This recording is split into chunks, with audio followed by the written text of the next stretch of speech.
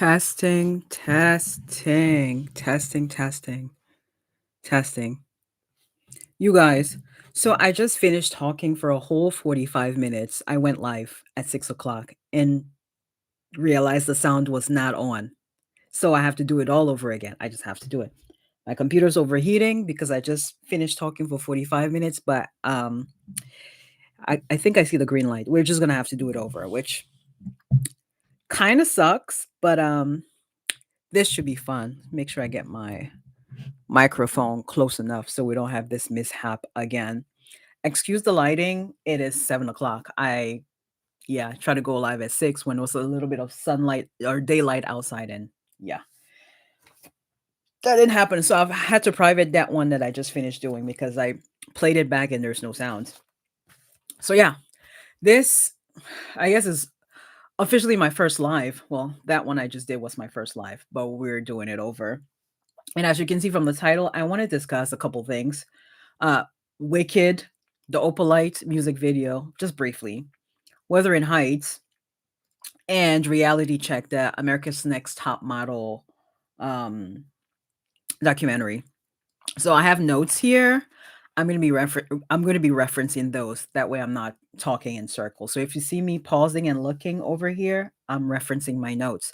I have to remind myself that this is not a video where I can just pause or like, well, I mean, I could, but I don't want to, or like delete the footage if I don't know how, if I don't like how I said something. So I just have to keep this going. This was supposed to have been a video. Well, the wicked part of this discussion was supposed to have been a video. And when I went to upload the footage onto my computer via airdrop, it wasn't working. So rather than cry about it or like wait, I said, why not go live and practice talking live? So this is what I'm doing all over again. So let's begin with a couple of housekeeping or self promo, not housekeeping things. I do have a whole playlist of Wicked. So if that's your jam, be sure to check that out. I'm going to share my screen with you and just show you where it is. Share my screen. Hang on. I have to create another. Um,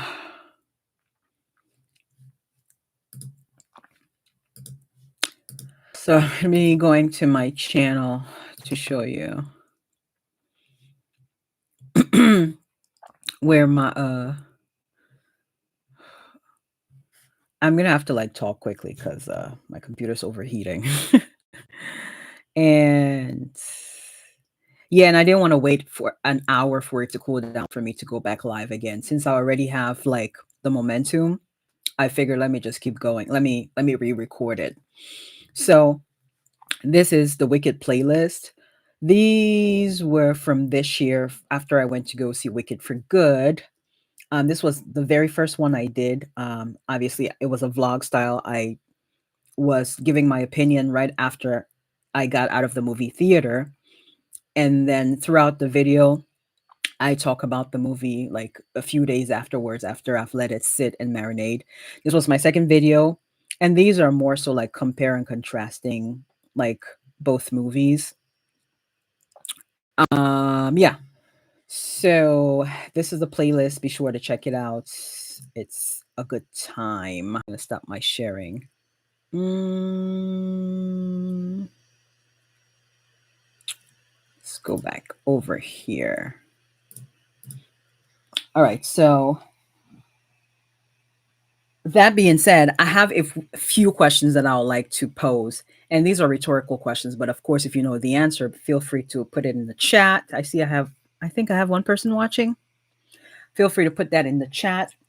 But these are rhetorical questions, or more like musings. So the first question that I have, which I already have the answer to, but since it's in my notes, I guess I'll ask it.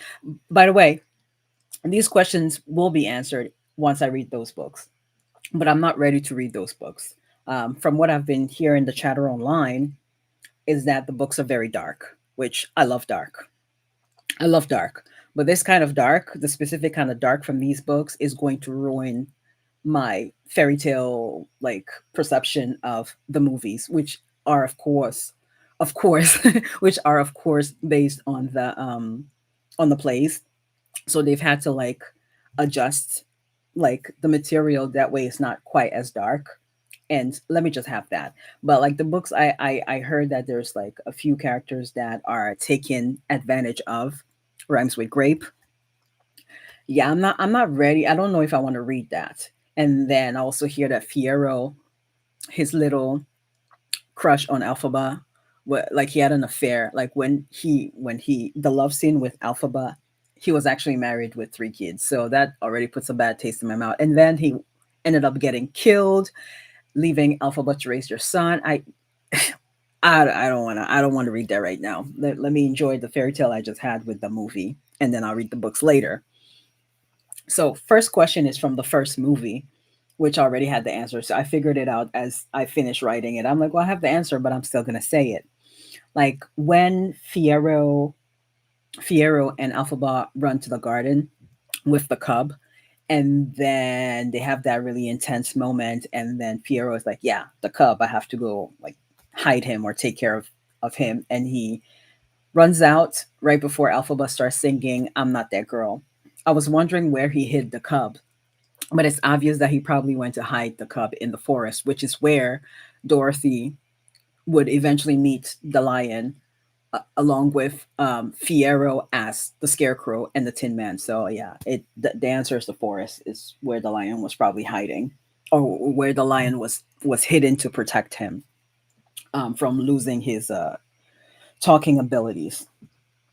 And then second question, during Defy Gravity, the scene where Madame Marble um, is telling it went on the microphone and was making an announcement that Alphaba, now the Wicked Witch, do not trust her. She has her grimoire. I saw Fiero get on his horse and leave Shiz. Where was he going? Because we now know that the opening scene, the person on the horse is not Fiero. It was Glinda.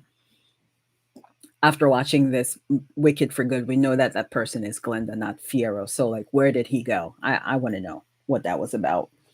And then, what also surprises me was Alphaba. Alphaba was having these premonitions of Dr. Dillamond losing his voice and being locked in a cage, which manifested in the second movie. He was locked in a cage, and also she saw the house in her premonition, the house flying, and then knew like Nessa instantly knew Nessa was in trouble or was in danger. She can see all of that, but she could not see her and Fiero together. And even Fiero called her out on it. Like he said, you can see houses flying in the air, but you can't see us together. Like, what is that about? Like, yeah, what is that about? And speaking of Fiero and Alphaba, I something else I was wondering. I wonder if that was one of the possible reasons why people didn't like Wicked for Good, aside from other things that I'm going to talk about. I wonder because I know people were rooting for Elphaba and Glinda to be a thing. So I wonder if like Fiero and Elphaba winding up together was why people were like, yeah, we don't like it anymore. I just wonder.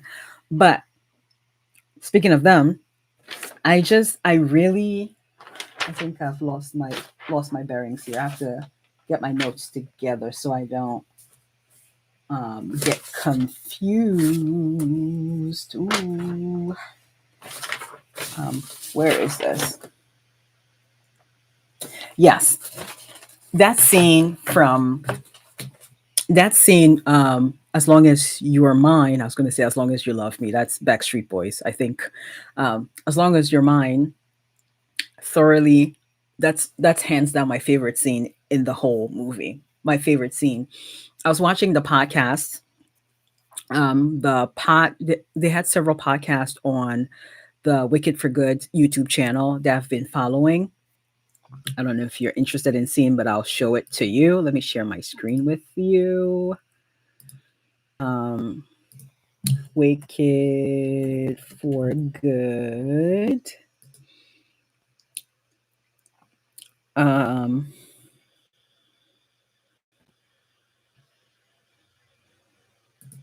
So yeah, that's one. So they had like a bunch of podcasts. As you can see, I've been binging those here.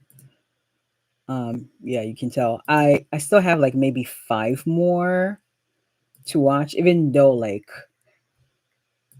Wicked hype has died down. I'm still gonna watch because I'm obsessed with this movie, and I cannot believe that the second movie got a lukewarm reception, which I'm getting to. The podcast I've been watching them, and in one of them they were talking about like the music of Wicked for Good. Well, for both movies, but specifically Wicked for Good. And talked to Jonathan Bailey said when he read the scene or in the process of trying to figure out how he was going to execute the scene with Cynthia, that's when he realized how little is written for that scene for those two characters on the stage. So then he had to like figure out how him and Cynthia were going to execute that scene for the big screen because it's movie and theater is two different things. So whatever happened on stage, I've never seen the plays, but I've seen like little clips here and there. It works for the stage. You can't make it too long, but for the movie, it's a different medium. So he was talking about how, or Cynthia as well was talking about how she and Jonathan had to figure out how they're going to tackle this because it can't just be like they meet up and they kiss and then that's it. They have to find each other, to quote Cynthia, because this would have been the first time the two of them were together alone since the garden scene when they were at Shiz. And a lot of time has passed, at least 5 years from my understanding. So it wasn't just going to be like right away. They first have to admit to each other that they like each other or they have feelings for each other, something they couldn't do before. And so yeah, I just really love how it was executed. It was like you're going around in a circle and then singing. He finally like kneels down and expresses his feelings to her that he fell in love or he fell up or fallen under her spell. um and then they fly. Like it's so cool. It's so cool that they did that. Yeah, so I really enjoyed that scene. My favorite hands down. I think people are complaining that it was inappropriate for children from what I hear. I don't know where the inappropriateness was coming from. They kissed at the end and it fades to black or whatever. Like, where's the inappropriateness? And then, I mean, the books are worse. So, like, I guess you should know before taking your kids there to go watch it. But I think that it was PG-13. It was fine. Which leads me into the lukewarm reception of Wicked. My throat is getting dry because I've been talking for 45 minutes and then now I'm going to talk for another 45. Okay. At least the sound is working this time. Um, I was surprised at the lukewarm reception. I mean, I now I try to process it and I now understand that some people may not have liked it. These are just my opinions. Maybe because it was darker, not quite as fun as the first one, not as many iconic fun songs, which makes sense. And also the fact that they had been nominated the year prior. They had 10 nominations and won two.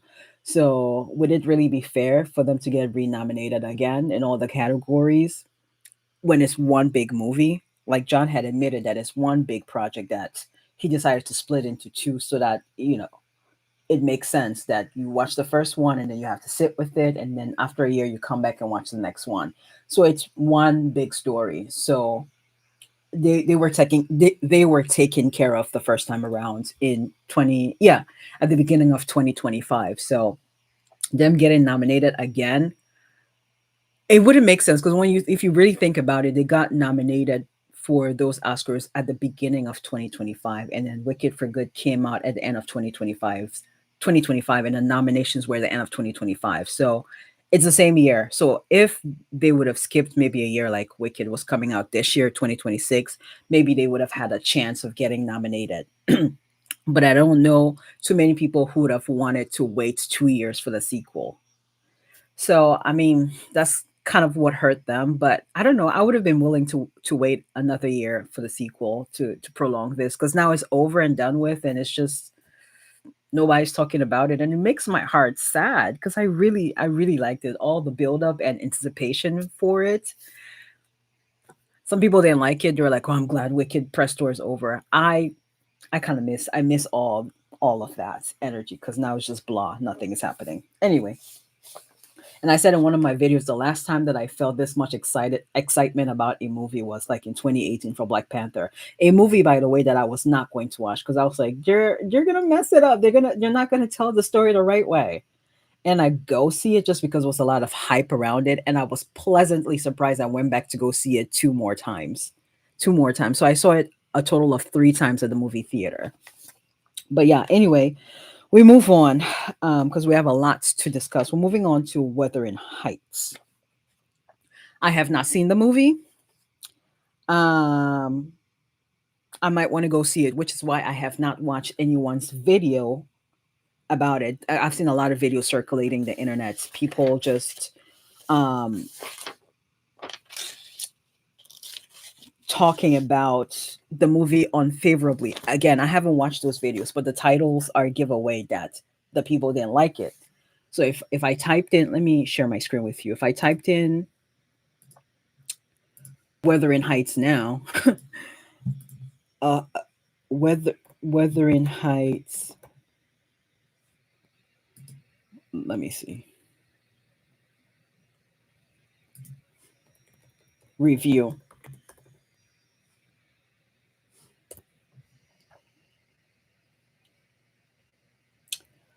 Let me see. You see, I see a bunch of videos and they go along the lines of "I watched this so you don't have to," or "Wuthering Heights was terrible," or "Made me uncomfortable." Oh, it's so bad, or I don't know, like just a lot of people just shitting on this movie. And listen, I'm not saying that you're lying. Everyone is entitled to your own opinions, and I'm not saying these people are lying for clicks. And I certainly am not saying they don't know what you're talking about, that they don't have media literacy or they misread the movie. I haven't seen the movie. I don't know. But it's just very interesting to me because the movie just came out. The movie came out February 13th, Friday. And a lot of these videos that I saw circulating were the same day the movie came out. And then a couple days later. And I do understand some people get like invited to go see early releases of the movie, so they would have probably gone to see it the week before. But I don't know. It's just a very strange timeline that people are paying to go see this movie. Well, I'm assuming people are paying. I don't know, to go see this movie only to turn around and like drag it online. Like I haven't seen a single positive review about this movie. Um, yeah, so I don't know. I don't know what's going on. And maybe it is really terribly bad. But sometimes you don't know. It makes when I hear all of this, it's like I really now want to go see what is so bad about this movie. At least give it an A for like the costume and set design because I saw the trailer and I'm like, yo. And I watched they had a piece on Architectural Digest where they were talking about the set pieces and I'm like, wow, this is really beautiful. At least give it that. So I guess maybe the movie was just for aesthetics. You can even tell like during the press tour, Margot Robbie, the way she was dressing, it was reminiscent of Barbie when she had different pink outfits when promoting the Barbie movie. Now it was red for this, so I think it was more for the aesthetics than it was for substance. I'm going to assume. I, I'll have to watch the movie and do a review on it, but for right now, I'm just really surprised that everyone just saying the movie is so bad. Um, And yeah, that'll be that. We move on to Opalite, the music video. I'll go through this one very quickly.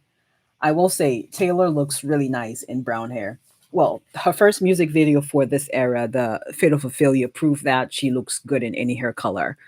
She had red hair at one point. She had the dark hair, and I'm like, oh, it suits her. It's really nice.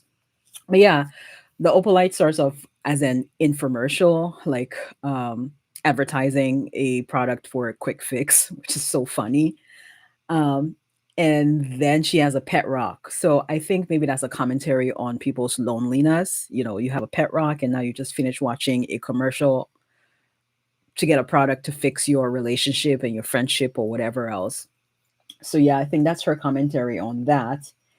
And then I saw a poster. I saw the poster of the George Michael in the background in this scene. I think I'll pull it up if you care. Oh, I have 3 people watching. Say hi in the chat. Say hi in the chat. Share my screen. Um, I really hope you can hear me this time. It does have the green stuff, so you probably should be able to hear me. Um, Opalite. No, not the Easter eggs.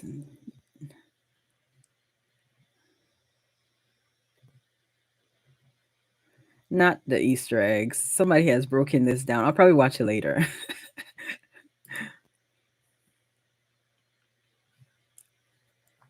um,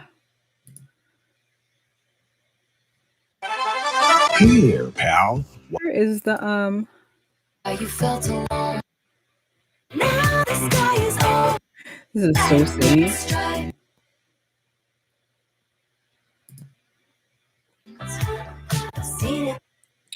So we see yeah, I wonder what this is. This has to mean something. So yeah, we see George Michael in the background over there. And then when she's doing karaoke here on the TV, we see number 12 at the bottom here. Later we see whatchamacallit. She says high five. That's a reference to actually romantic because one of the lyrics was something about you high fived my ex after you found out he broke up with me or something like that. So I don't know if that's like a nod to that. And then we see in this other scene here 12:12 on the alarm clock, And don't which is a day before her birthday. And also, wasn't that when she dropped her documentary on not Hulu but Disney Plus, which I still have yet to watch. I'm gonna watch it just for business ideas because everyone seems to be watching Taylor now because they're like she's doing something well business wise. That's why it's working. But I'll just watch it just for that. And what else? What else? What else notes did I have for this? Okay, the very ending. I just love the fact that even though like they're entertaining the old people and the old people are yawning, think you're boring, and then all the judges give them 0, they're still very pleased with themselves. I think that's her way of just saying, you guys can think I'm corny, you guys can think I'm boring, Barbie. I don't care as long as I'm happy. So that hang stop sharing and go back to yeah, so maybe someone's acting, am I a Swiftie? Maybe I like her music. I wouldn't categorize myself as a Swiftie per se, but I've been liking her music since 2010. So I just find, and I like puzzles. So anytime she has a music video and I know there are Easter eggs, it's like, oh, I want to decode it, but it's just fun. I just saw a video unintentionally. Somebody was breaking down the um, Easter eggs and said that this part of which part was it? Said this part was probably the when she got engaged. The photos of her engagement. It looks very plausible. Also, this right here, it's I don't know why that's it could be a possible reference to wood. I don't know. I'm just like at this point I'm just saying nonsense. But yeah, you are one at heart. I am.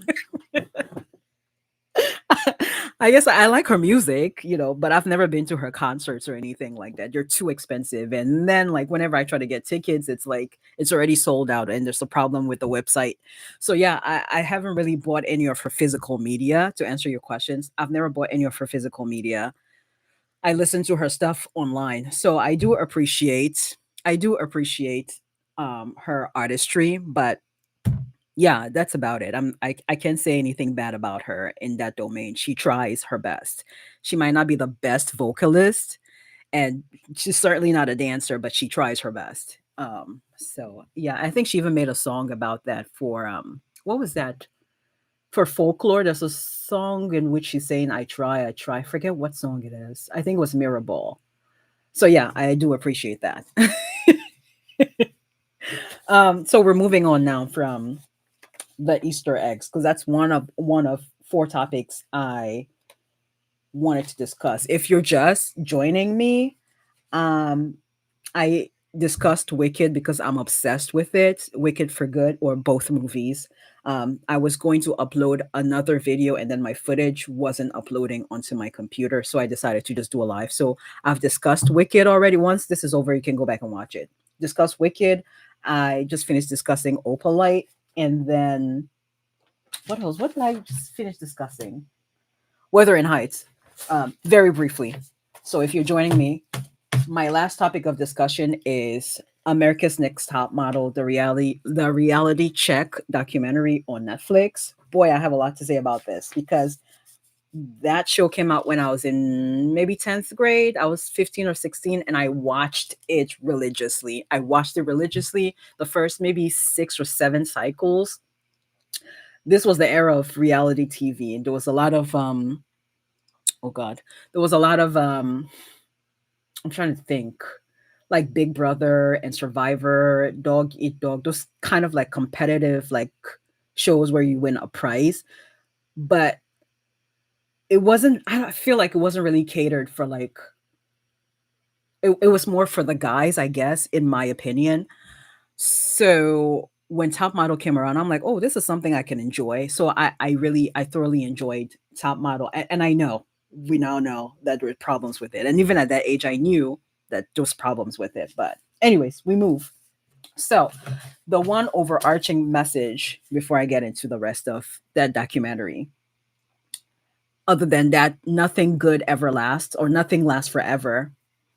The overarching message from that documentary was that never overstay your welcome, whether it's for a job relationship. That's how I interpreted that, because when the new bosses came in of the networks came in and were making all this change and making all these changes, including having Tyra fire Mr. and Mrs. J and Nigel, people who have been her from the very beginning. She should have also packed it up and left and said, okay, if you're not doing it, then I'm not doing it either. Like I can't do that. This show does not run without them. So I'm gonna pack it up, toodles, whatever. But she decided to stay and then wound up getting fired from her own show. How do you get fired from your own show and replaced with Rita Ora? What does Rita Ora have to do with modeling? I do not know. And this was news to me because I had stopped watching Top Model because at this point, like it was on cable. It moved to cable, and we didn't have cable at home. And I was like at school, like in college and working, so I didn't really have time to keep up with it. So I think the last season I watched was season maybe 8 when I think was Jaslyn, the Spanish girl, when she won. That was the last one I watched. Um and what else am I saying? But yeah, yeah, she Tyra should have left. Even Oprah, we give well, the internet has been giving Oprah a hard time lately, and rightfully so. But even Oprah knew this. Like she wrapped up her show in, I think it was 2011 or 2010, because, oh yeah, I think it was 2011. She ended it because she was like, the writing was on the wall and she knew it. She was like, I don't want to be forced out eventually, so I just want to leave while I can. So I think it was her 25th season, so that was a clean exit. And she knew it because like she was going to become irrelevant, because how many people are actually watching that show anymore? So she knew what was up. And fun fact, actually, I was in Chicago when she was filming that last season. This is 2010. I went to grad school there, and I because I was there and that was the last season, I was like, I want to see if I can get tickets to attend the show, like as an audience member. And so I wrote in, and they always ask you all these questions. Why would you like to get on the show? And I said why. And I got the tickets to the show. Then I could bring a friend. But then, like, I got an email saying that they've postponed the date. It was supposed to be early in October, but they told me, oh, it's not going to be on this date anymore. It's going to be later. I don't know what that was about. I think it was supposed to be October 7th, and then they changed it to October 15th. But yeah, I don't know why they did that. But the show that I did and end up attending with a friend, it was a very like depressing show. The lady had lost three kids in a car accident. It was two boys and wait, hang on. It was two girls and a boy. She had lost those three kids in a car accident. Um, but then she ended up getting pregnant again and having triplets, two boys and a girl. So kind of matching the kids that she lost. Not saying you're gonna replace those kids, but it was like a miracle. So that was that. She was on the show. That was the guest on the show. And also they had one of the survivors of Virginia Tech. So yeah, but yeah, back to the Tyra show. Tyra deciding to speak up now, it's not because she wants to tell the truth. I think she's getting ready to she's soft launching a new thing. She even talked about Cycle 25 on the last episode that I watched. So she's getting ready to launch something, and she's kind of like trying to take the temperature of like, what if I do this quote unquote redemption arc? How does it look for me in my new show or whatever she's trying to do? That's what I feel personally, because the last time I saw this was when Chris Rock, well, he wasn't selling anything, but Chris Rock, after he got slapped by Will Smith in 2022, he said nothing to the press about it for a whole year, only for him to turn around a year later to have this like comedy special on Netflix where you have to pay to go see it. So if you didn't have Netflix, you certainly were trying to pay to get Netflix so you can hear what Chris Rock had to say about the whole slap. And then he didn't even talk about it till the last 5 minutes of the show. So that's the same thing that Tyra is doing. She's trying to like check the temperature to see if she can finally come back into the world with Top Model. Let me know in the comments or in the chats, whatever, if you would watch America's Next Top Model now.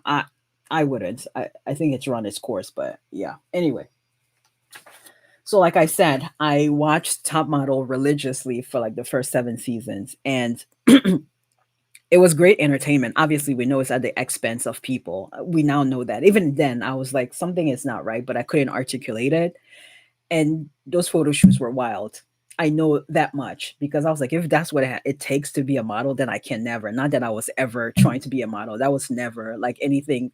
I like bread, so and I like to eat. And even if I was skinny, I was too short, so it was never a thing. But I just watched it for kicks and giggles and thought y'all are doing the most with some of these photo shoots. And then my next topic. If you're joining me, I have notes. This is my first live, so I don't want to be talking in circles. So I have notes to keep me on track. Um, yeah, the timing of this show is kind of crazy because I'd always wondered randomly, I would wonder, hey, what happened to those girls on America's Next Top Model? Some of those girls, because I know like people like Tiffany and like Yaya have been vocal about it, but I always wondered what happened to the other girls. So the timing is kind of crazy. By the way, another fun fact: Yaya from Cycle, I think it was Cycle 3, she was runner up. It was her and Eva were the last two standing, and Eva won. I like Eva. Eva was the perfect winner, but I was actually rooting for Yaya. But in high school, so that episode aired, that cycle aired when I was in 12th grade, and my name is Yaira, and people like have been messing up my name forever. 3 syllables, five letters. People cannot pronounce it. So anyway, when that cycle was on, somebody started randomly started calling me Yaya in high school because of the Yaya on Top Model, and I was like, yeah, this is cool. Yeah, let's go by that. So that's how I got my nickname. So fun fact, that's part of my lore if you care. Um but yeah, that Shandy episode, when I watched it back then, now it makes sense why she was crying a lot. I thought she was just guilty that she had cheated on her boyfriend. I didn't realize there was something else happening, that she had been taken advantage of. because if she was like blacking out and like drunk, that guy should have just been like, or even the producer should have been like, hey, we have to first of all, we have to stop this and then not record it. But the whole thing was being recorded, which is incredibly violating. And then they had to edit it. But so that means that footage is somewhere on the internet. That's wild to me that they kept recording. Somebody could have intervened and been like, okay, I know this is a reality show, but like something has got to give. She's not in the right state of mind. But yeah, and then Tyra comes the next day and is talking about cheating. Like she did not handle that situation. And even when she was asked about it in the documentary, she was trying to put the blame on somebody else, shift the blame on somebody else by saying, "Oh, like I'm not production, so I don't really know what was happening." It's your show. It's your show. How do you not know what's happening? So she did not handle that well at all. And she didn't handle a lot of things well. So, and I think that she had good intentions when she started the show. It's obvious, like the variety of girls she brought onto the show. It wasn't just like one standard of beauty, it was a variety.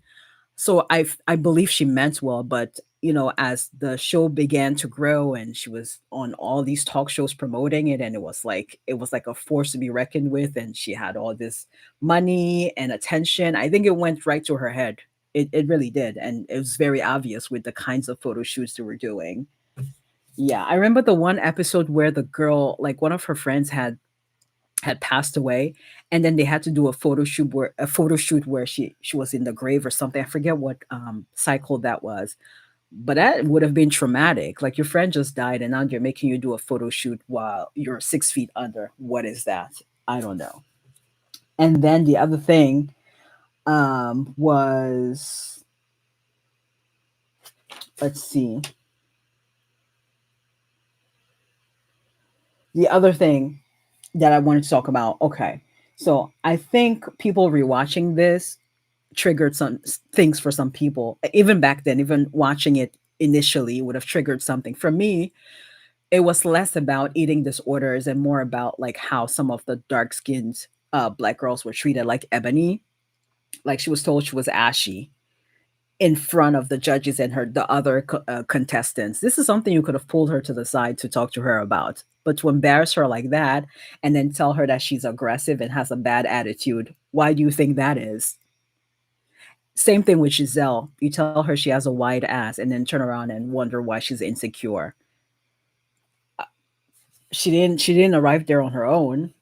You caused it, and she was 18 at the time. Yeah, the 2000s was a wild ride, and um, I'd be curious to hear what Aston M is, this creator that I follow. He covers various topics, or uh, he covers a lot of topics on the modeling industry and fashion, and he actually had made a video 2 years ago about Top Model. But I'd be curious to hear his thoughts on this new documentary. And he also had made a video rather recently about the Tyra hate train that is reached capacity. So I want to know what he thinks about this documentary. He also made a video about why is it that uh, the fashion industry is obsessed with like shaving off the hairs of black models, specifically those from Sudan, because that's what happened to Ebony. They didn't know what to do with her hair. She had something on her hair and then they shaved it off. I think her hair was fine. There was no need to do anything to her hair, but at the same time, she would feel left out. I think she would have felt left out if nothing was done to her hair. Like everybody else is getting all these makeovers, and they're like, "Oh, you don't need anything to your hair." But yeah, it was very unnecessary. And it wasn't even just that they shaved her hair. It's the fact that like the people doing her hair were like laughing, kind of making fun of her, not knowing what to do with it. Yeah. Sign of the times, I guess. And next thing I want to discuss. If you're joining the chat now, oh, I have 4 people joining the chat. I have notes, so I don't want to be talking in circles. So if you see me looking, I'm looking at my notes. It's my first live. I did one at 6 o'clock and realized the sound was not working, so I'm redoing it. So I'm looking at my notes and I'm almost done here. The topics I discussed so far were Wicked, um, the Wicked for good movies. I was just musing, I had some thoughts that I wanted to discuss. And if you do watch this live back and you know the answers to some of the questions, feel free to drop those in the comments. So I discussed Wicked, I discussed the Opalite music video, and briefly discuss Wuthering Heights and the hate that that people are giving it. And now I'm on the documentary about America's Next Top Model, which I watched the final episode yesterday and really wanted to talk about. So we've talked about how I used to watch it in high school, and it came out when I was maybe 15 or 16. So we are now on to Danielle, like Danielle removing that gap from her tooth, like she did not want to do it. She did it reluctantly so she can stay on the show. And then she wins and can't even find work. So what was the whole point of doing that? That's really messed up. And then several cycles later, there was a girl with a gap that they went to actually widen the gap. I don't understand Tyra sometimes. Yeah, I guess maybe it was coming from the top, but she also has a say. If the show is not going in a direction that you want, like I said, she had another show at the time. She had the Tyra talk show. So like if Top Model went under, at least she had something doing. So it wasn't like she would have been completely without work. So if something was bothering her that she didn't agree with, she could have said something, but she didn't want to. So yeah, brings me to Kenya and the whole Bertini situation. I remember that episode like it was yesterday because I discussed it with my friends in school the next day after seeing it. It made me so angry because I could see myself in that situation. Like she had three guys like grinding up on her and the one touching her. This was not part of the shoot. The shoot was just dance around me and I take pictures. It wasn't touch me. And then that's the picture they picked for her what do you for the panel. That's the picture they picked. Yeah, that show was a lot. I would have liked to hear from Robin in cycle one, the one who was like super religious, if you remember from back then. I would have liked to hear from her and the one girl who had fainted in the cycle with Tiffany in it, I think. And then who else? Elise, she was also in cycle one. She was really best friends with, or she was really close with Adrian, who ended up winning cycle one. I would have loved to hear from her. And there was another Middle Eastern girl, like whose dad didn't want her to model and called it like whoring around.